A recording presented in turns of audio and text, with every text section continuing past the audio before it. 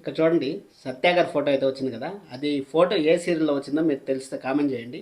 అలాగే ఎవరన్నా కొత్తగా వస్తాను మాత్రం ఖచ్చితంగా సబ్స్క్రైబ్ చేసుకోండి. మనం మాట్లాడదాం, దాని గురించి అయితే మాట్లాడదాం.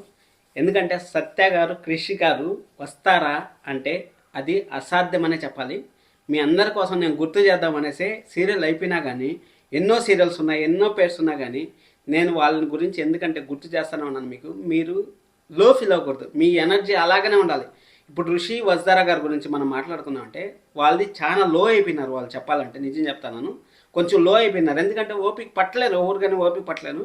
అలాగే మీరు లో అవ్వకూడదు అనేసి నేను ప్రతి ఒక్క ఫోన్లో పెడతాను.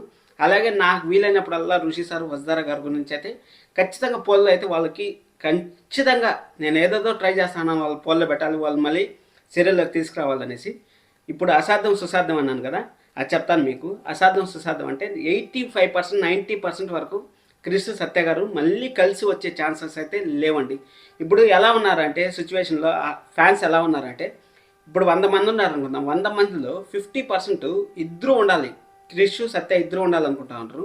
ఇంకా 50 మెంబర్స్ ఉన్నారు కదా, 50 మెంబర్స్లో 25 మెంబర్స్ క్రిష్ సపరేట్గా ఫ్యాన్స్ అయిపోయినారు, అలాగే సత్య గారికి సపరేట్గా ఫ్యాన్స్ అయిపోయినారు.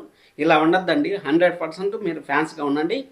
అలాగే నిఖిల్ గారితో మన సత్య గారు ఒక ప్రాజెక్ట్ చేస్తూ ఉంటారు అనేసి అయితే చాలా మంది చెప్తా ఉంటారు. అదైతే నాకైతే తెలిసి ఎలాంటి ఇన్ఫర్మేషన్ అయితే నా దగ్గర లేదు.